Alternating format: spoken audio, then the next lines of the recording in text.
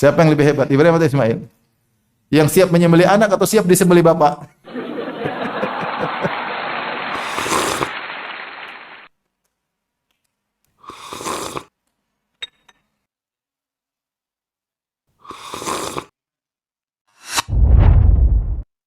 Alhamdulillahi ala ihsani wa syukru lahu ala taufiqihi wa amtinani wa asyhadu an la ilaha illallah wahdahu la syarika lahu ta'ziman li sya'ni wa asyhadu anna Muhammadan abduhu wa rasuluhu ila ridwani. Allahumma shalli alaihi wa ala alihi wa ashabihi wa ikhwan. Hadirin hadirat yang dirahmati Allah Subhanahu wa taala, pada kesempatan kali ini kita akan bahas topik tentang kisah-kisah teladan dari para pemuda dan pemudi yang disebutkan oleh Allah dalam Al-Qur'anul Karim. Dengan mempelajari kisah-kisah mereka, maka kita akan mendapatkan banyak keteladanan yang kita perlukan dalam menghadapi berbagai macam permasalahan-permasalahan di zaman sekarang ini. Dan tidaklah Allah mengkisahkan kisah-kisah tersebut kecuali untuk diambil faedahnya, ya. Faqsusil qasas la'allahum yatafakkarun. Kisahkanlah kisah-kisah semoga mereka bisa berfikir. Laqad kana fi qasasihim ibratun li ulil albab ma kana haditsa yuftara. Sungguh pada kisah mereka ada pelajaran bagi orang-orang yang cerdas. Dan kisah-kisah tersebut bukanlah kisah-kisah fiktif, tapi dia kisah-kisah yang nyata. Tentu kisah dalam Al-Quran sangat banyak, tapi yang kita ingin targetkan pada kesempatan kali ini adalah tentang kisah para pemuda dan para pemudi yang Allah sebutkan dalam Al-Quran. Sebelum kita membahas, kita ingin jelaskan tentang makna marhalah atau fase muda, ya. Kalau kita lihat fase-fase, ya, manusia, ya, maka kita bisa bagi menjadi beberapa fase. Yang pertama adalah fase anak-anak, marhalat tufulah, yaitu anak-anak. Ini dari lahir, ya, hingga kurang lebih umur 14 tahun. Setelah itu masuk kepada fase berikutnya, yaitu fase marhalat asyabab, pemuda. Dan ini dari umur sejak balik, ya, itu sekitar 15 tahun hingga 40 tahun, Setelah itu kita lanjut pada marhalah yang berikutnya, disebut dengan marhalah al-kuhulah. Kalau mungkin saya artikan dalam bahasa Indonesia itu bapaan atau keibuan, ya, bapak atau ibu, ya. Maka ini sejak 40 tahun hingga ada yang mengatakan sampai 60 tahun. Baru yang terakhir adalah marhalah asy-syaikhukhah, itu kakek nenek, ya.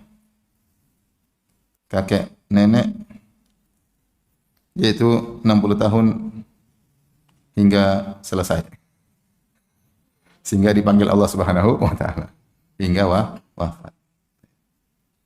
Ini kira-kira marhalah usia, ya, yang semua marhalah tentunya ada perhatian dari syariat, ya. Namun pada kesempatan kali ini kita akan bahas tentang marhalah muda ini, marhalah yang ini, masa muda. Kalau kita lihat masa muda 15 sampai 45 tahun berarti berapa tahun ini? 15 sampai 40 berarti berapa? 25 tahun. Kalau bapak-bapak cuma 20 tahun. Kalau ini wallahu alam, ya. Kalau orang Indonesia rata-rata 60 sampai 70 tahun, itu kurang lebih 10 tahun. Masa anak-anak 15 tahun atau 15 atau 14 tahun. Dari sini tahu bahwasanya marhalah masa muda ini yang paling banyak, yang paling panjang.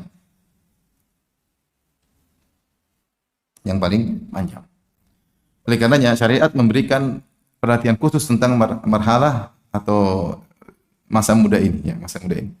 Dalam hadis misalnya Rasulullah SAW bersabda, lan tazula qadama abdin hatta yus'ala an arba. Kata Nabi SAW, tidak akan bergeser dua kaki seorang hamba yaumal qiyamah, pada hari kiamat kelak. Lan tazula qadama abdin yaumal qiyamah, tidak akan bergeser dua kaki seorang hamba pada hari kiamat kelak, hatta yus'ala an arba, sampai ditanya tentang 4 perkara. Itu dia akan dihisap tentang 4 perkara ini. Pasti akan ditanya sebelum dia bergeser ke surga atau ke neraka. Apa 4 perkara tersebut? An umrihi fima afnah, tentang umurnya kemana dia habiskan. Wa an syababihi fima ablah, dan masa mudanya kemana dia gunakan. Wa an malihi, tentang hartanya, min aina iktasabahu wa fima anfaqah, dari mana dia dapatkan dan kemana dia habiskan.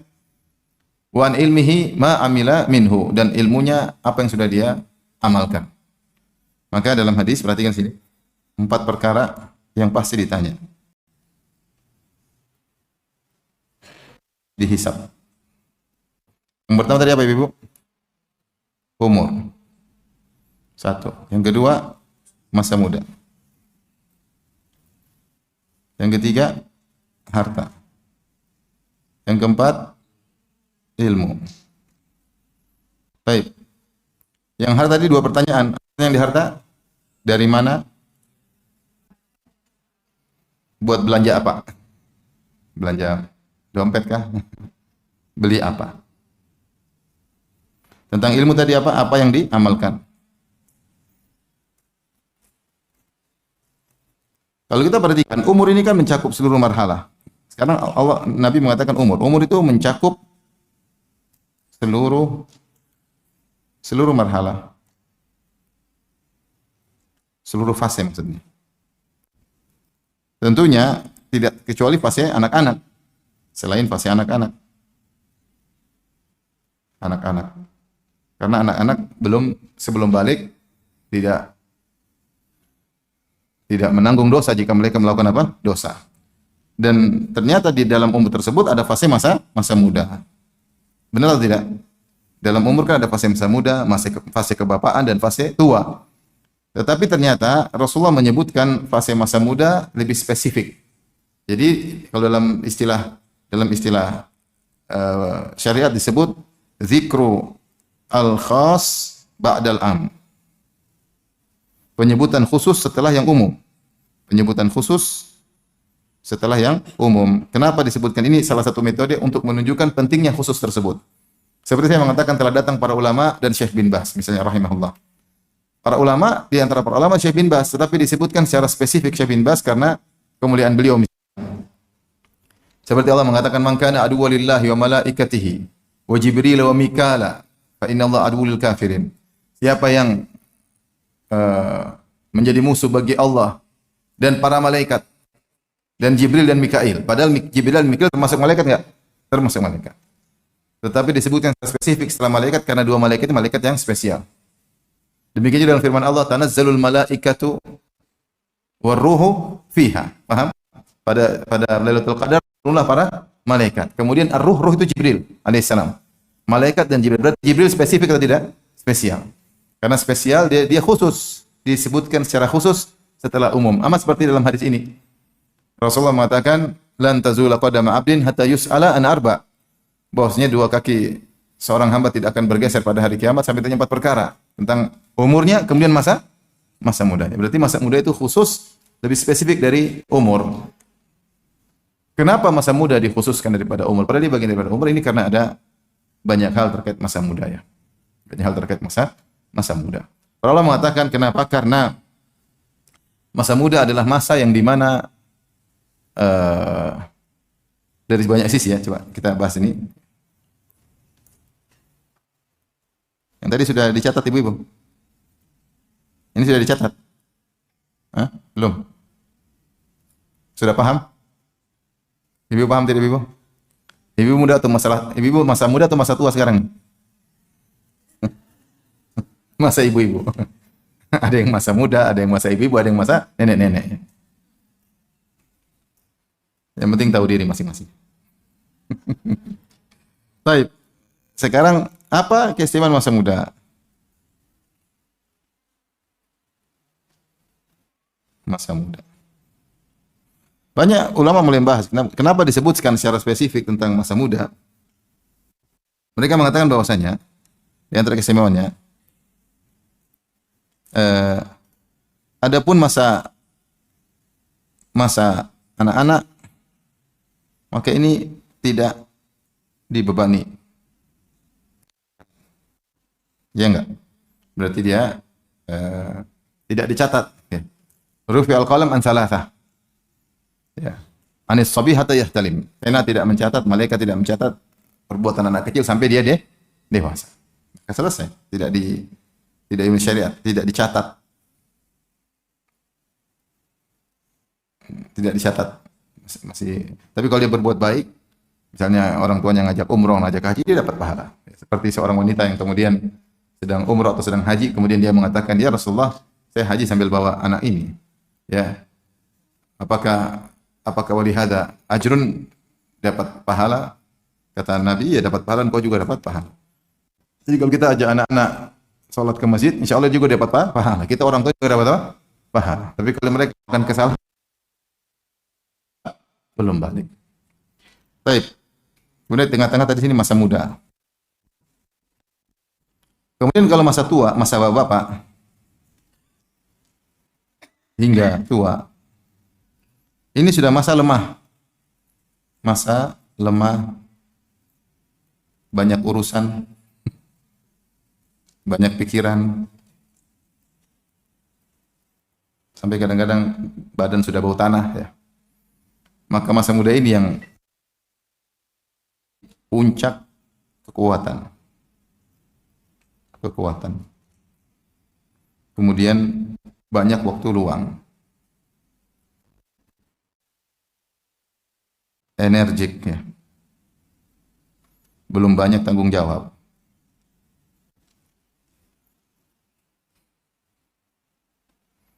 Maka yang disyaratkan oleh Allah dalam Al-Quran, kalau semua dalam surat Ar-Rum kalau tidak salah ayat 54, sebentar. Ya, surat Ar-Rum ayat 54.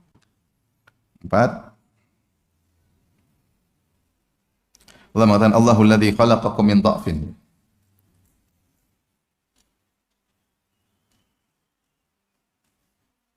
Kata Allah, Allahul ladzi khalaqakum min dha'fin, thumma ja'ala min dha'fin quwwatan, thumma ja'ala min ba'di quwwatin dha'fan wa syaiban.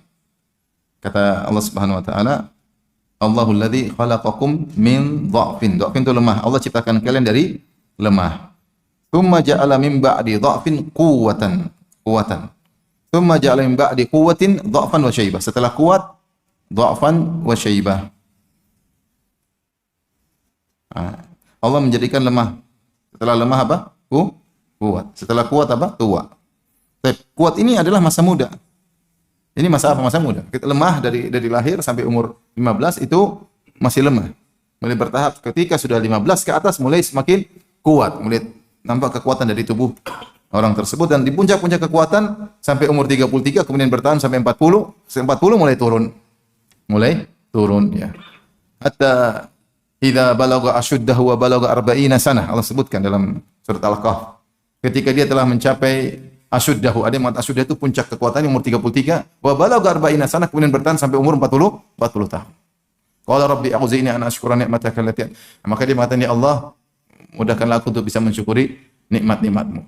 Kenapa? Karena umur 40 sudah mulai banyak kesibukan, sudah banyak pikiran ya. Umur masih muda aktif. Ini contoh. Kemudian juga dalam hadis Rasulullah bersabda, "Iktanim khamsan qabla khamsin." Kata Rasulullah SAW, manfaatkan 5 perkara sebelum datang 5 perkara yang lain. Apa saja? Di antaranya syababaka qabla haramik. Masa mudamu sebelum masa tuamu. Sihataka qabla maradik. Sehatmu sebelum sakitmu. Ghinaka qabla faqrik. Masih punya duit sebelum miskin, datang miskin. Faragaka qabla syughlik. Masa farag yaitu masa luangmu, waktu luangmu sebelum kau sibuk. Kemudian terakhir hayataka qabla mautik. Mumpung masih hidup sebelum apa? Mati. Di antaranya Rasulullah SAW bersabda, kata Nabi SAW, syababaka qabla haramik. Masa mudamu sebelum tua. Karena beda antara masa muda dengan tua. Tua lemah, tidak kuat lagi, salat malam sudah tidak sekuat seperti dulu, puasa tidak kuat seperti dulu, kalau berdakwah juga tidak seaktif seperti dulu. Masih muda kesana kemari, loncat sana loncat sini masih bisa ya. Dihantam orang masih kuat, masih sabar, segar. Tapi udah tua, udah 50, 60 udah udah enggak kuat. Tsumma ja'ala min ba'di quwwatin dha'fan wa syaibah. Kemudian Allah jadikan setelah masa tua, masa kekuatan, kemudian lemah dan tua. Inilah kenapa masa muda akan ditanya oleh Allah secara spesifik, karena disitulah dia sebenarnya waktu yang sangat energik dan produktivitas di masa muda. Jadi banyak waktu luang, energik, belum banyak tanggung jawab, terus produktivitas. Namun juga banyak ujian. Kenapa ujian? Karena anak muda sukanya berani coba-coba. Berani ini, berani. Ketika sudah 40 udah banyak mikir, enggak berani nyoba. Tapi kalau masih muda, mau coba ini, mau maksiat ini, mau coba ini. Anak muda banyak coba-coba. Narkoba mau coba-coba, pacaran mau coba-coba, minum khamr mau coba-coba, zina mau coba-coba, merokok coba-coba, ya. Nonton ini, nonton anu, coba-coba, berani. Maka ini masa yang diperhatikan secara spesifik oleh syariat. Baik. Nah, siapa yang berhasil di masa ini? Yang berhasil mengoptimalkan masa ini, maka sangat mulia. Mengoptimalkan masa ini, maka sangat mulia. Di antara dalam satu hadis, ada dua hadis, satu dalam Sahih Bukhari, satu dalam hadis riwayat Ahmad dengan sanad hasan li ghairihi. Dalam satu hadis kata Rasulullah sallam, "Inna Allah la ya'jabu minasyab laisat lahu sabwah." Sungguhnya Allah kagum, kata Nabi sallallahu alaihi wasallam, Allah kagum dengan pemuda yang tidak nakal, laisat lahu sabwah, tidak sifat kekanak-kanakan, yaitu yang tidak condong kepada kenakalan. Ya, bahasa istilahnya tidak nakal, gampang. Tidak tukang maksiat, tidak nakal. Ada pemuda seperti ini Allah kagum dengan mereka, karena berarti dia memisahkan diri, dia menjauhkan dari yang lain-lain, kemudian dia fokus beribadah kepada Allah Subhanahu wa taala, dia memanfaatkan masa mudanya untuk lebih mengenal Allah Subhanahu wa taala, menuntut ilmu, berbakti sama orang tua, mungkin dia cari nafkah buat orang tua, dia sempatkan puasa sunnah, dia sempatkan salat malam, dia belajar Al-Qur'an. Ini Allah kagum dengan pemuda. Karena zaman muda-mudi biasanya jalan-jalan. Jalan-jalan ke Paris, ke Tegal, ke Malang misalnya. Ini jalan-jalan ya. Pengen beli ini, beli anu, beli ini. Ya. Yang kedua dalam Sahih dalam riwayat Ahmad, hadis riwayat Ahmad. Hadis yang lain, hadis yang masyhur yang kata Rasulullah sallam, "Sab'atun yudhilluhumullah fi yaumin la dhilla illa dhilluh." 7 golongan yang Allah naungi pada hari kiamat kelak yang tidak ada naungan kecuali naungan Allah. Itu sangat amat panas terik, keringat bercucuran. Keringat bercucuran. Bukan cuma bercucuran, semua manusia berdiri. Yauma yaqumun nasu rabbil alamin, semua manusia berdiri. Tidak ada yang duduk, tidak ada yang jongkok, tidak ada berbaring, apalagi semuanya berdiri. Kemudian desak-desakan. Qul innal awwalina wal akhirina lamajmu'una ila miqati yaumin ma'lum. Kata Allah, sungguhnya dari yang pertama sampai akhir semuanya dikumpulkan pada hari yang telah ditentukan, itu hari kiamat di padang mahsyar. Manusia dikumpulkan, mereka berdesak-desakan sehingga mereka merasakan panas dari atas matahari dan dari samping dengan keringat yang bercucuran karena mereka berdekat-dekatan. Nah, di hari yang sangat dahsyat tersebut, Allah makhilaf, berapa lama mereka berdiri sebelum datang Allah untuk memulai persidangan. Hari kiamat padang mahsyar itu 50.000 tahun. Berapa tahun? 50.000 tahun. Itu ada proses-proses banyak. Di antara proses pertama adalah kebangkitan, menunggu Allah datang untuk mulai persidangan. Nah, berapa lama mereka menunggu persidangan ini? Ada yang 300 tahun, ada yang 1000 tahun, Allah alam. Tapi yang jelas lama. Yang jelas lama. Di masa menunggu kedatangan Allah tersebut, sampai Allah berfirman, "Ja'a rabbuka wal malaku saffan saffa," datang Rabb untuk mulai persidangan. Di masa menunggu tersebut, ternyata ada 7 golongan yang Allah naungi pada hari kiamat kelak. Siapa 7 golongan yang mendapat keteduhan di hari yang sangat terik tersebut? Yang pertama kata Nabi SAW, imamun adil, imam yang adil. Yang kedua, syabun nasya'a fi ibadatillah. Ini yang menakjubkan. Syabun nasya'a fi ibadatillah. Pemuda yang tumbuh dalam ketaatan. Maka ini lelaki spesial. Pemuda yang tumbuh dalam ketaatan. Sementara yang lain-lain pada senang main-main, maksiat, buang-buang umur, buang-buang waktu, ngabisan waktu nonton ini, nonton anu, begadang malam-malam, dia tidak. Dia taat kepada Allah Subhanahu wa taala. Saya kenal seorang pemuda, masya Allah, dia belum nikah, kemudian dia jomblo, dia tinggal sama ibunya. Dia tidak makan kecuali sama ibunya. Dia kerja untuk apa? Ibunya. Sementara pemuda-pemuda yang lain mungkin jalan sana kemari, dia sibuk ngurusin apa? Ibunya. Masya Allah. Duta besar pahalanya. Duta besar pahalanya. Jadi ternyata di antara 7 golongan yang Nabi sebutkan, nomor 2 adalah ini, syabun nasya fi ibadatillah, anak muda yang tumbuh dalam ketaatan kepada Allah. Yang ketiga, rajulani tahaba fillah ijtama alaihi wa tafarraqa alaihi, 2 orang yang saling bertemu karena Allah, berpisah karena Allah. Yang keempat, rajulun qalbuhu mu'allaqun bil masajid, lelaki yang rindu untuk ke masjid. Yang kelima, rajulun da'atu imra'atun dzatu nasibin qala inni akhafullah, seorang lelaki yang dirayu oleh seorang wanita untuk diajak berzina, yang cantik dan kaya raya. Kemudian sang lelaki berkata, aku takut kepada Allah. Bi yaminihi fa akhfaha talata, dia sembunyikan sampai tangan kiri tidak tahu apa yang di tangan kanannya. Dan yang ketujuh, rajulun dzakarallahu khalian fa fadat aina, seorang yang sendirian berzikir kepada Allah kemudian menangis. Ini semua 7 orang hebat semua. Di antaranya syabun nasya fi ibadatillah, anak muda yang tumbuh dalam ketaatan kepada Allah. Dan ini maksudnya juga pemudi, baik pemuda maupun apa? Pemudi. Nah, marhalah atau fase syababiyah, fase muda ini yang sekarang kita lihat banyak pemuda yang hancur di zaman sekarang. Masa muda. Yang adanya medsos, fitnah wanita, fitnah harta, fitnah ketenaran, popularitas, fitnah kemewahan dunia. Tontonan mereka itu kerjaan, yang ditonton popularitas, yang ditonton wanita, yang ditonton film, yang ditonton orang YouTuber yang pamer kekayaan. Yang ditonton YouTuber yang jalan sana jalan kemari pamer privasi, sehingga tumbuhlah anak muda dengan pikiran seperti ingin jadi orang seperti YouTuber yang menghabiskan waktu anak muda. Jarang mereka menonton tontonan yang mungkin edukatif, jarang, tidak menarik. Yang menonton sedikit.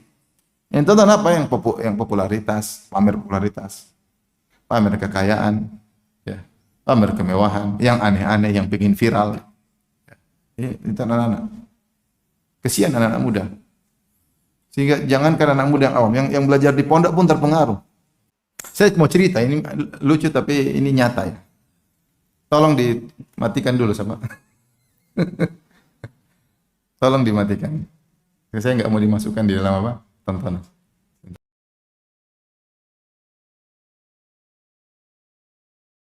Mereka ngomong, langsung mereka ngumpul ngerubungi mobil saya. Subhanallah. Jadi mau saya, ini yang terjadi di masyarakat sekarang. Anak-anak muda, tontonannya seperti itu. Tontonannya popularitas, kemewahan, ketenaran. Pingin inilah, pingin aning, viral-viral. Kasihan anak-anak kita. Maka ekstra keras kita didik mereka. Agar masa muda ini masa transisi. Kalau mereka rusak masa muda, sulit untuk diperbaiki. Bukannya tidak mungkin, tapi sulit. Mereka mencari jati diri. Kalau dapat circle yang bagus, circle nuntut ilmu, circle pengajian, circle orang-orang berbakti sama orang tua, masya Allah jadi mereka. Tapi kalau circle-nya salah, waduh kasihan, kacau anak muda. Baik, dari situ maka ini semua mukaddimah. Kita mau cerita tentang apa? Kisah para pemuda dan budi yang Allah sebutkan dalam Al-Quran secara singkat. Baik, kita masuk pada inti pembahasan. Kisah teladan para pemuda dan para pemudi. Teladan di Al-Quran. Tapi para pemuda di sini, siapa yang bisa sebutkan siapa saja para pemuda dalam Al-Quran yang Allah sebutkan kisah mereka? Coba. Nomor 1 siapa? Masya Allah, Ashabul Kahfi. Ashabul Kahfi. Terus siapa lagi? Ayo, siapa lagi? Nanti saya kasih kopi kalau bisa jawab. Hah? Siapa lagi? Ayo. Zaid bin Al-Harithah sudah tua, cukup tua. Yang masih muda, yang disebut muda. Siapa? Nabi Ibrahim alaihissalam. Nabi Ibrahim alaihissalam. Hah?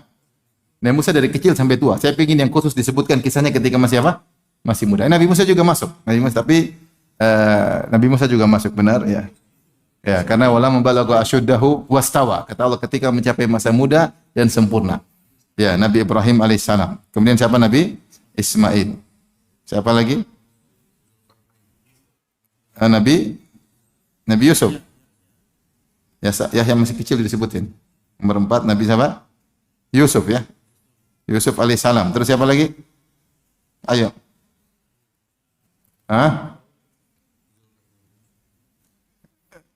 Zulkarnain tidak disebutkan dia muda. Ini Bang, saya ingin disebutkan muda. Siapa lagi?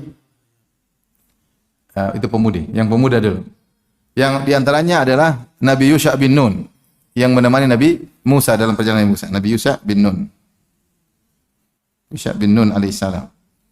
Siapa lagi anak muda? Enggak, yang muda khusus sebutkan muda.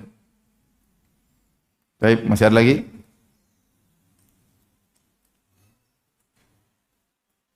Nabi Ibrahim, Nabi Ismail, Nabi Yusuf, Nabi Musa. Daud mungkin diantaranya, Musa termasuk ya. Ada lagi yang muda? Baik, sekarang pemudi. Saya pemudi Maryam. Ibunya Isa. Siapa lagi? Enggak, masih itu enggak dalam Al-Quran. Asia enggak disebutkan umurnya. Muda atau apa? Tua. Yang muda. Di antaranya 2 wanita solehah yang di Madian. Wanita solehah yang ketemu Nabi Musa. Yang ketemu Nabi Musa. Yang ketemu Nabi Musa alaihissalam. Tapi ini mungkin nanti kalau ada lagi kita tambahkan. Tapi kita ingin sekarang sebutkan tentang kisah-kisah para pemuda dan para pemudi ini, ya, agar kita bisa mengambil faedah dari mana mereka masing-masing punya cerita sendiri. Masing-masing punya cerita sendiri, masing-masing punya problematika sendiri, dan bagaimana masing-masing diberi petunjuk oleh Allah untuk menghadapi ujian-ujian tersebut. Kita mulai dari Ashabul Kahfi. Ashabul Kahfi kenapa termasuk pemuda? Karena Allah sebutkan ya bahwasanya innahum fityatun amanu bi rabbihim wa zidnahum huda. Allah sebutkan innahum fityah. Mereka adalah para pemuda. Jadi Allah naskan, Allah nyatakan bahwasanya mereka adalah kumpulan para pemuda. Amanu bi rabbihim, mereka beriman kepada Rabb mereka. Wa zidnahum huda, dan mereka Allah tambahkan petunjuk bagi mereka. Siapa sebenarnya Ashabul Kahfi ini? Ashabul Kahfi ini adalah anak-anak bangsawan. Anak pejabat, anak bangsawan, ya. Dan mereka hidup dengan kesenangan, dengan kekayaan. Mereka bukan orang miskin, mereka orang kaya. Tapi subhanallah fitrah mereka menolak kesyirikan yang terjadi di zaman tersebut. Ya. Di zaman kerajaan yang meraja siapa? Dekianus atau siapa? Intinya ada khilaf apakah ini mereka dari pengikut Nabi Isa ataukah pengikut Nabi Musa. Yang jelas di zaman kerajaan Romawi. Ya. Apakah ini pengikut Nabi Isa atau pengikut Nabi Musa alaihi wassalam. Tapi mereka hidup di zaman raja yang raja tersebut melakukan kesyirikan. Suatu hari pergilah rakyat menuju ke perayaan keagamaan. Mereka pergi ke suatu lapangan, mereka melakukan perayaan keagamaan, kesyirikan. Maka mulailah satu mereka masing-masing satu demi satu meninggalkan perayaan tersebut. Maka datang satu orang di antara mereka, kemudian berbaring di bawah sebuah pohon, menyandarkan diri di bawah sebuah pohon. Tidak ingin ikut karena fitrah mereka nolak. Kemudian datang lagi pemuda lain, sampai 7 orang ngumpul di situ. Tapi mereka tidak saling mengetahui. Ternyata mereka sama-sama tidak suka dengan kesyirikan. Maka mereka saling ngobrol, kenapa? Akhirnya satu bicara, akhirnya ternyata mereka sama. Dan itulah sabda Nabi SAW, al-arwahu junudun mujannadah. Fama ta'arafa minha talaf, wa ma tanakara minha ikhtalaf. Allah ketika menciptakan ruh di alam ruh, Allah ciptakan ruh itu berkelompok-kelompok. Satu kelompok meskipun munculnya di alam dunia berbeda-beda tergantung ruh jasadnya siapa. Nah, ketika mereka ternyata mungkin di alam ruh sana dikumpulkan dalam satu kelompok, ketika di dunia mereka ketemu langsung chemistry-nya ketemu, langsung sinkron, langsung klop. Berarti mereka dulu di alam ruh cocok, satu kelompok. Akhirnya mereka ngobrol, ternyata mereka semua tidak suka dengan kesyirikan, ternyata mereka adalah anak bangsawan. Akhirnya mereka pun, singkat cerita, kemudian dipanggil oleh sang raja. Kemudian mereka dengan tegarnya berani berkata, ya, wa rabatana ala qulubihim id qamu faqalu rabbuna rabbus samawati wal ardi lan nad'u min dunihi ilahan laqad qulna idzan syatata. Mereka dikuatkan hati mereka oleh Allah Subhanahu wa taala, kemudian mereka berdiri di hadapan raja, mereka berkata, Rabbuna rabbus samawati wal ardi. Sungguhnya Tuhan kami itu Allah yang menciptakan langit dan bumi, yang mengurusi langit dan bumi, yang menguasai langit dan bumi. Lan nad'u min duni ilahan. Kami tidak akan beribadah kepada selain Allah. Ya, kalau begitu kami tersesat. Akhirnya orang tua mereka marah kepada mereka. Akhirnya diambillah kekayaan dari mereka dan akhirnya mereka diberi kesempatan untuk bertobat menuju kepada kesyirikan. Akhirnya mereka jadikan kesempatan itu untuk kabur. Kabur kemana? Ke Al-Kahf. Al-Kahf itu artinya goa. Ya. Mereka fa'u ilal kahfi. Pergilah mereka ke goa tersebut. Ternyata mereka tidur berapa tahun? 309 tahun. Sudah tidur setelah bangun, mereka menyangka mereka tidur sehari atau setengah hari. Ketika bangun mereka lapar. Iyalah sudah 300 tahun tidur. Kita saja tidur setengah hari udah kelaparan bangun. Apalagi 300 tahun. Mereka bangun, mereka lapar. Ya. Akhirnya mereka suruh salah seorang dari mereka untuk pergi cari makan. Mereka berkata, wal yatalattaf, keluar diam-diam, jangan sampai ketahuan lapar nih. Innahum iyadharu alaikum yarjumukum aw yu'idukum falan tuflihu idzan abada. Mereka saya mengatakan hati-hati.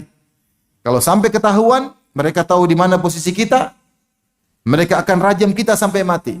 Atau enggak kita disuruh kembali kepada agama kesyirikan. Dan kita tidak akan beruntung selama-lamanya. Hati-hati keluar. Akhirnya satu orang dari mereka keluar dari goa cari makan. Bayangkan, 300 tahun kemudian. Ibarat kalau kita 300 tahun lalu, coba kita di Malang 300 tahun lalu, kira-kira kayak apa? Adakah rumah permata jingga? Enggak ada. Enggak ada. 300 tahun lalu enggak ada, cuma mungkin sawah ladang, yang mungkin ada singa, ada macan. Dia keluar dari goa, kemudian lihat perubahan semua. Suasana berubah semua. Jalan, kok ini ada apa? Dia ya mungkin bingung. Sampai ke pasar, dia beli makanan, dia juga bingung. Tapi dia harus lapar beli makanan buat teman-teman. Akhirnya ketika dia bayar, dia lihat ternyata mata uangnya dari mata uang raja yang zalim tersebut. Akhirnya mereka tahu, ternyata dulu ada kisah. Anak-anak bangsawan kabur, dicari-cari hilang. Ternyata masih hidup. Allah menidurkan mereka, selamatkan mereka agar raja tersebut tewas. Raja itu paling umurnya enggak sampai 100 tahun sudah tewas, 100-an. Allah buat mereka tidur sampai 300 tahun. Di sini yang kita ngambil pelajaran, anak muda ini rela meninggalkan kekayaan, kemewahan hidup demi untuk bertauhid kepada Allah Subhanahu wa taala. Dan mereka ketika tahu bahwasanya kondisi sangat berat, mereka berhijrah sesaat, yaitu sembunyi. Daripada ditangkap, dicari-cari, maka mereka lari, kebetulan mereka diarahkan menuju goa. Allah beri ilham kepada mereka untuk pergi ke goa. Ya. Maka ini pelajaran bagi kita bahwasanya namanya dalam menjalankan agama butuh pengorbanan. Terkadang kita mengorbankan kemewahan kita, terkadang kita mengorbankan ketenaran kita, popularitas kita, terkadang mengorbankan pekerjaan kita demi untuk bertauhid kepada Allah Subhanahu wa taala. Semisal mereka siapa? Mus'ab bin Umair yang Allah Subhanahu wa taala sebutkan dalam surat Al-Ahzab, ya. Minal mu'minina rijalun sadaqu ma ahadullah alaihi faminhum man qada nahbahu wa minhum man yantazir wa ma badalu tabdila. Kata Allah Subhanahu wa taala tentang Mus'ab bin Umair, di antara kaum mukminin ada para lelaki yang telah melaksanakan janji mereka kepada Allah. Itu mereka berjanji untuk berjuang di jalan Allah. Wa minhum man qada nahbahu, di antara mereka yang sudah meninggal. Kata para ulama, kata para sahabat, di antaranya Mus'ab bin Umair, sang pemuda yang luar biasa. Yang Mus'ab bin Umair ketika di Mekah adalah pemuda yang paling harum, paling disayang oleh orang tuanya. Dia memakai pakaian sendal branded. Jadi disebutkan bahwasanya pakaiannya dan sendalnya import. Ada yang diimport dari Yaman, ada yang diimport dari Syam. Kemudian sangat wangi, sangat harum, kulitnya lembut, sangat dimanjakan oleh kedua orang tuanya. Ketika dia masuk Islam, maka semua bantuan diberhentikan. Sampai di sini dalam hadis Ali bin Abi Thalib, Rasulullah SAW melihat Mus'ab. Perubahannya drastis, 180 derajat. Tadinya bajunya keren, sekarang bajunya merakaat, yaitu jahitan-jahitan disambung. Potong kain disambung, sepotong kain disambung, jadi baju. Rasulullah melihat kulitnya mulai keriput, seperti sisik ular, bersisik. Saking sudah jauh daripada kemewahan hidup. Maka Rasulullah pun menangis ketika Rasulullah SAW membandingkan antara bagaimana dulu dengan apa? Dengan sekarang. Tetapi dia berjuang, dan akhirnya ketika meninggal dunia, ketika perang Badar, ketika perang Uhud, Rasulullah SAW menjadikan Mus'ab bin Umair yang memegang bendera kaum muhajirin. Rasulullah tidak berikan kepada Abu Bakar. Rasulullah SAW tidak berikan kepada Umar. Rasulullah berikan kepada Mus'ab bin Umair sampai dia meninggal dalam kondisi miskin. Tidak ada yang disisakan kecuali hanya sebilah kain. Kata sahabat, in ghattayna ra'sahu badat rijlahu. Kalau kami gunakan kain tersebut untuk tutup kepalanya, kain kafan, kakinya kelihatan. Tidak cukup untuk menutup sekujur tubuhnya. Wa in ghattayna rijlaihi bada ra'suhu. Kalau kami tutup kedua kakinya, kelihatan kepalanya. Maka Rasulullah suruh tutup kepalanya, kemudian kakinya dikasih tetumbuhan idkhir. Tadinya pemuda sangat kaya raya, manja, mewah, kemudian miskin mendadak, akhirnya mati mulia. Mau saya dalam anak-anak muda harus tahu kisah-kisah seperti ini. Kisah perjuangan, kisah pengorbanan. Dan ini disebut dalam Al-Quran tentang Ashabul Kahfi. Ya. Ashabul Kahfi. Mereka tahu kondisi masyarakat. Ashabul Kahfi kan mereka 7 orang. Mereka ngerti kondisi rakyat, kondisi. Dan mereka cari solusi. Ketika mereka tidak temukan solusi, mereka pergi. Karena nggak mungkin bertahan di lingkungan yang mereka berbahaya bagi agama mereka. Maka mereka mengambil keputusan kita harus pergi, meninggalkan ini semua. Mereka sembunyi daripada mereka dipaksa untuk melakukan kesyirikan. Ya.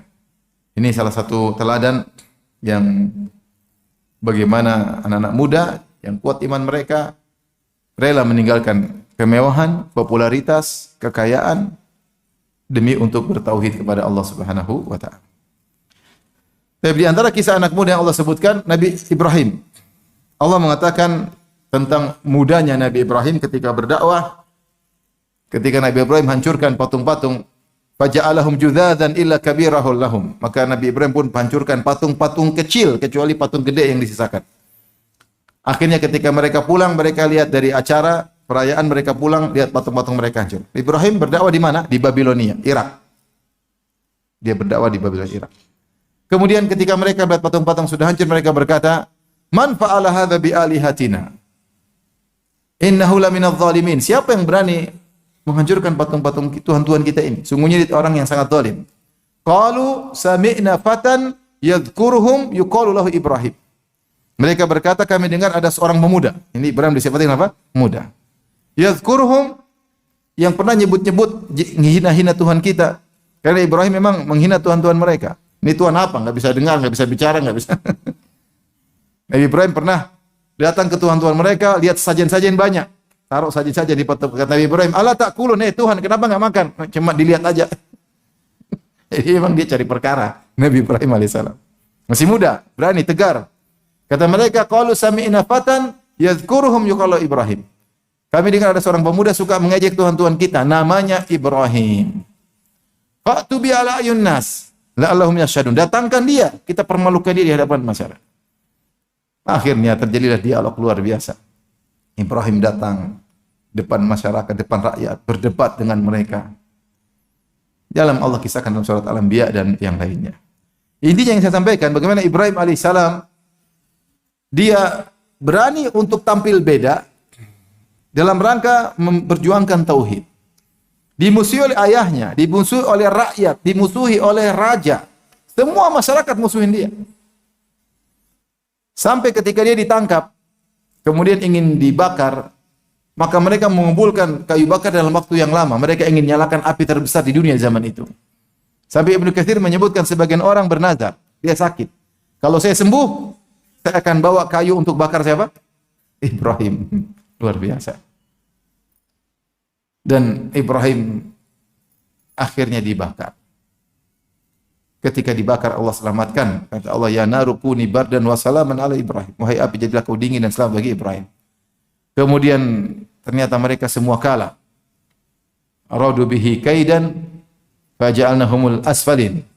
Mereka ingin buat makar kepada Ibrahim, maka mereka yang kalah. Tapi Ibrahim akhirnya harus meninggalkan kota yang sangat dia cintai. Inni dhahibun ila rabbi sayahdin. Saya harus pergi meninggalkan negeriku. Semua tidak ada yang beriman. Maka dia berhijrah, dia cari lahan dakwah yang lain. Ketika semua sudah buntu, maka pergilah dia. Ibrahim alaihissalam, sang pemuda yang luar biasa, yang hebat, berani berhadapan dengan satu negara, dia sendirian. Luar biasa. Ya. Keyakinan yang luar biasa. Ya. Luar biasa Ibrahim alaihissalam. Ketika dia dilempar, dia hanya berkata, hasbunallah wa ni'mal wakil. Ya, maka dia pun diselamatkan oleh Allah Subhanahu wa taala. Mau saya ini juga pelajaran bagi kita. Ya. Kalau kita di atas sunnah, di atas tauhid, sabar meskipun sendirian. Meskipun sendirian.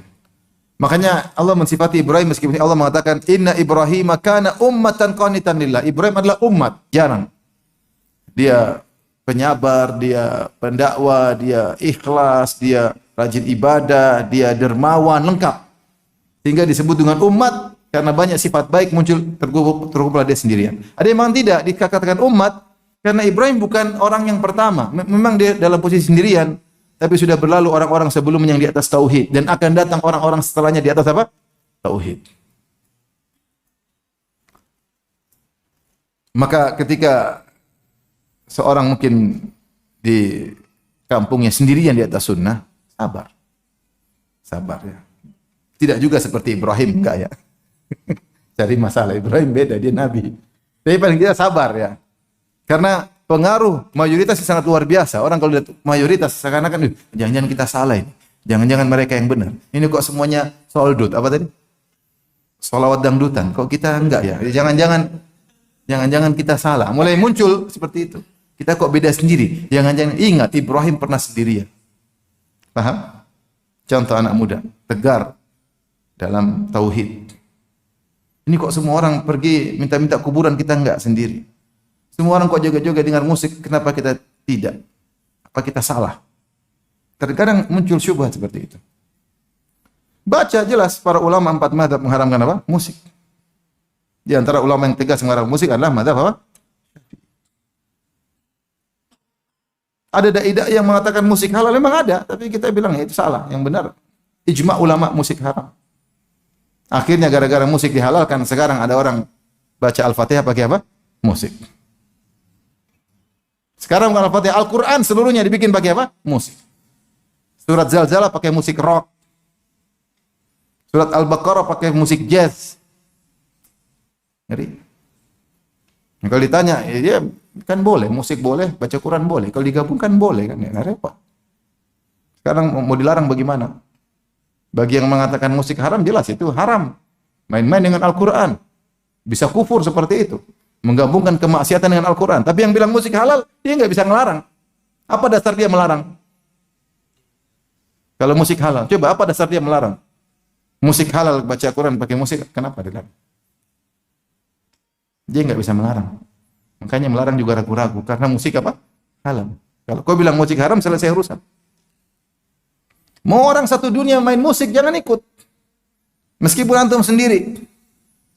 Tapi ada yang bilang, emang bisa hidup tanpa musik? Bisa. Bisa. Masih hidup kita, alhamdulillah. Jadi mau saya pengaruh mayoritas itu luar biasa. Bisa merubah kondisi seorang. Ketika dia masuk mayoritas seperti itu, dia bisa terbawa. Ingat Ibrahim alaihissalam, dalam kesendiriannya dia tegar, di atas tauhid. Berbeda dengan ini, dia tidak peduli. Dan Allah mensifati dia dengan ummah. Inna Ibrahim kana ummatan. Ibrahim adalah umat.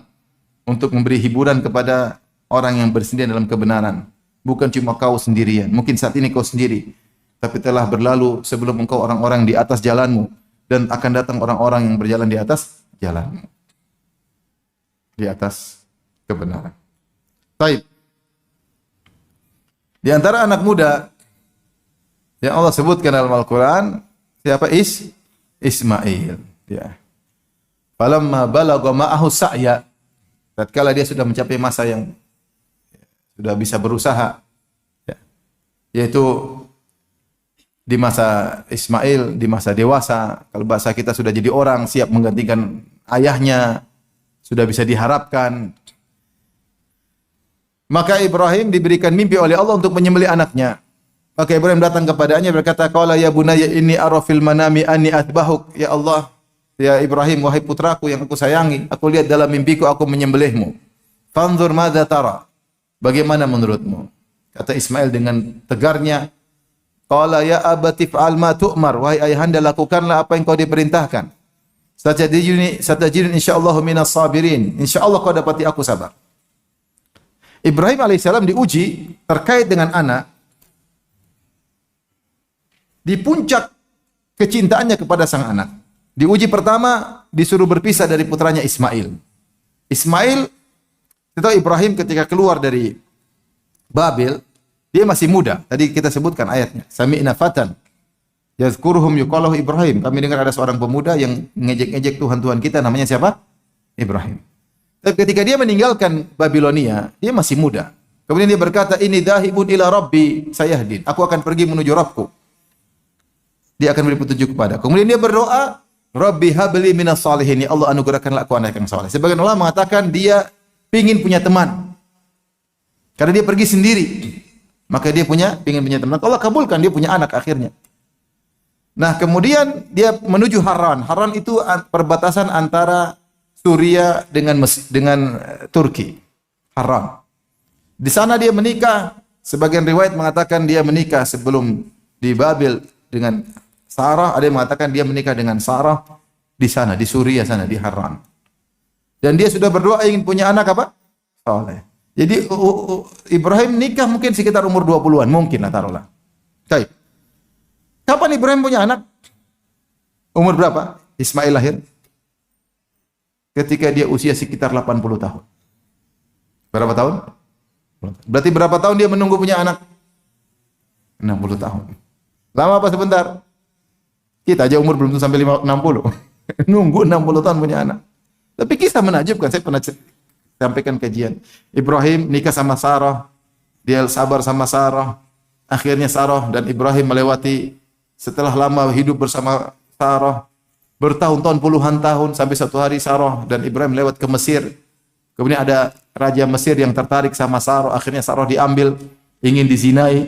Akhirnya sang raja gagal. Akhirnya sang raja kasih hadiah kepada Sarah, Hajar. Kemudian Sarah bawa Hajar. Akhirnya mereka tinggal bertiga. Tadinya berdua, Ibrahim, Sarah. Kemudian sekarang Ibrahim, Sarah dan apa?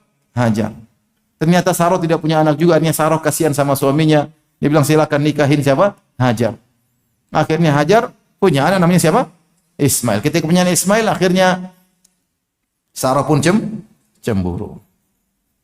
Ini anak yang dinanti oleh Ibrahim selama berapa tahun? 60 tahunan. Baru lahir. Ketika baru lahir, sudah suruh pisah. Suruh bawa anaknya ke Mekah, taruh di lembah yang tidak ada tumbuhan sama sekali. Ujian berat. Ibrahim diuji dengan perkara-perkara yang dia cintai. Negerinya yang dia cintai harus dia tinggalkan. Bapaknya yang dia cintai harus dia tinggalkan. Anak yang dia cintai, istri yang cintai harus dia tinggalkan. Diuji dengan perkara yang dicintai. Maka bagaimana keterikatan hati Ibrahim yang luar biasa, karena anak ini sudah dinantikan selama puluhan tahun ternyata harus taruh di Mekah. Maka dia tinggalkan Ismail. Ternyata diuji lagi ketika sang anak, falamma balagha ma'ahu sa'ya, ketika sang anak sudah jadi orang, disuruh sembelih. Ujian lagi. Dan ketika itu dia belum punya anak yang lain. Namanya Sarah belum melahirkan. Nanti kemudian melahirkan anak Ishak. Ketika itu Ismail masih sendirian, masih muda, masih remaja. Ibrahim diuji lagi dan dia tunduk dan patuh kepada Allah, maka dia mendatangi anaknya dan dia siap menyembelih anaknya. Ternyata Ismail juga hebat. Ismail berkata apa? Ya abati fa'al ma tu'mar, wahai ayahanda lakukanlah apa yang kau diperintahkan. Kau dapati aku insya Allah sabar. Saya tanya sama antum, mana yang lebih hebat, Ibrahim atau Ismail? Siapa yang lebih hebat, Ibrahim atau Ismail? Yang siap menyembelih anak atau siap disembelih bapak? Luar biasa. Ini anak luar biasa, patuhnya luar biasa. Luar biasa. Bapaknya Ismail, ibunya Hajar. Luar biasa. Orang tua yang sangat soleh dan soleh. Makanya ibu-ibu jadilah wanita soleh biar punya anak yang soleh. Jangan suka nonton film Korea terus. Nanti anaknya jadi kura-kura ninja ya. Jadi soleha, bertakwa pada Allah, rajin ibadah, rajin zikir, baca Quran. Insya Allah anak baik. Anak bapak ibu baik, insya Allah anaknya apa? Baik. Saya bisa punya anak seperti Ismail. Lakukanlah yang Allah perintahkan padamu. Insya Allah saya sabar. Dia tidak sombong. Dia bilang insya Allah saya sabar. Siap. Ini contoh anak berbakti kepada orang tuanya. Ismail. Dia tidak dendam. Dia tidak bilang, ayah kau tinggalkan aku. Tinggalin aku sama mama. Ayo sama istri yang lain. kalau anak zaman now. Ismail protes, enggak, dia biasa aja. Bapaknya sama perempuan yang lain. Anak mamanya tinggal sendiri. Ibrahim juga nggak mau, tapi itu perintah siapa? Perintah Allah. Allah punya rencana agar muncul Nabi Muhammad dari keturunan Ismail alaihi wassalam di tanah Arab. Subhanallah, dia taat. Ismail. Allah juga sebutkan bagaimana ketaatan Ismail ketika diajak untuk bangun Ka'bah. Diperintahkan lagi, kata Ibrahim datang lagi kepada Ismail. Innallahi qad amarani bi amrin. Hal tu'inuni, wahai anakku, sungguhnya Allah telah perintahkan aku untuk melakukan suatu perkara. Kau bantu aku, siap ayahanda, langsung. Aku diperintahkan untuk bangun Ka'bah di sini. Siap, kata Ismail. Itu kerjaan berat. Bikin Ka'bah berdua aja. Potong batu besar-besar, dipikul, bawa ke lembah, susun. Susah atau gampang? Susah. Ini potong batu sendiri, dipahat, dipikul, bawa ke lembah. Dan Allah puji mereka berdua dalam Al-Quran. Wa idh yarfa Ibrahimul qawaida minal wa idh yarfa Ibrahimul qawaida minal baiti wa Ismailu Rabbana taqabbal minna innaka antas samiul alim. Ketika Ibrahim dan Ismail membangun Ka'bah di atas pondasinya, mereka berdua berdoa, Rabbana taqabbal minna, ya Allah terimalah dari kami amal ibadah kami, bangun masjid. Innaka antas samiul alim, sungguhnya Engkau Maha mendengar lagi Maha mengetahui.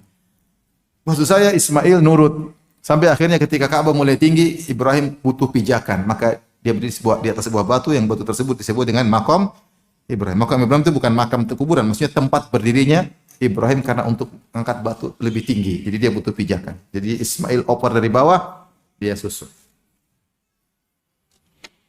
Jadi ini contoh bagaimana anak muda harus taat kepada orang tua. Taat kepada orang tua merupakan rahasia keberhasilan. Rahasia keberhasilan. Betapa bahagia kalau kita punya anak, kita bilang A, dia nurut. Siap, Bi. Siap, Bi.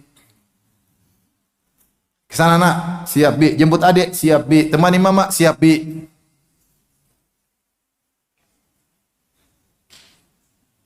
Bilang siap, Bi. Sebagai anak sekarang, nak, wani piro katanya. Maunya dikasih upah sama bapaknya baru kerja. Sedih lihat punya anak seperti itu. Ya. Tapi kalau punya anak diperintah nurut, luar biasa. Itu anugerah. Di antara anugerah paling besar bagi seorang punya anak apa? Soleh. Yang mengerti kondisi orang tuanya, yang bisa diajak ngobrol, bisa diskusi. Luar biasa. Tapi ini di antara anak muda yang disebutkan dalam Al-Quran. Siapa lagi anak muda selainnya? Nabi Yusuf alaihissalam sudah sering kita ceritakan bagaimana dia sabar ketika diganggu dengan wanita cantik jelita, yaitu Imra'atul Aziz, cantik jelita, dalam kamar tertutup, ya. Pintu-pintu sudah ditutup, ini perempuan sudah cantik berhias lagi, ya. Karena dia adalah istri menteri. Mana ada menteri suami istrinya jelek? Ada enggak? Ya mungkin ada yang zaman sekarang. Kalau zaman dulu namanya raja, pasti istrinya apa? Cantik. Menteri pasti istrinya apa? Cantik. Zulekha pasti cantik, enggak mungkin enggak cantik. Pasti apa? Cantik. Sudah cantik dia menghiasi dirinya untuk siap merayu siapa? Yusuf. Dan Yusuf alaihissalam sudah masih muda. Gejolak syahwatnya luar biasa. Masih muda, bukan orang tua. Sampai Allah mengatakan hamma biha, dia juga tergerak. Tapi dia segera kabur untuk selamat. Ini pelajaran bagi kita bahwasanya kalau ingin selamat, terutama anak muda dari kemaksiatan, maka jauhi lokasi maksiat. Kalau sudah terlanjur terjerumus dalam lokasi maksiat, segera kabur. Jangan sok alim di situ. Karena namanya godaan, lama-lama luntur iman kita. Dan ini dirasakan oleh Yusuf alaihissalam. Maka Yusuf alaihissalam mengambil sikap luar biasa agar dia selamat. Pertama, dia kabur dari lokasi, ya enggak? Kata Allah, wastabaqal baba, dia kabur. Kalau lama-lama enggak kuat, ini Zulaikha terlalu manis, terlalu ayu. Terlalu apa? Apa namanya? Terlalu indah. Cahaya di atas cahaya, sudah cantik berhias lagi. Lama-lama enggak kuat, mending kabur. Dia kabur. Ini sikap pertama. Yang kedua, dia tidak kasih kesempatan. Zulaikha berkata, atau Imratul Aziz berkata, walaqad rawatuhu an nafsihi fasta'sam. Saya sudah sering rayu dia dan dia bertahan, tidak kasih celah sedikit pun.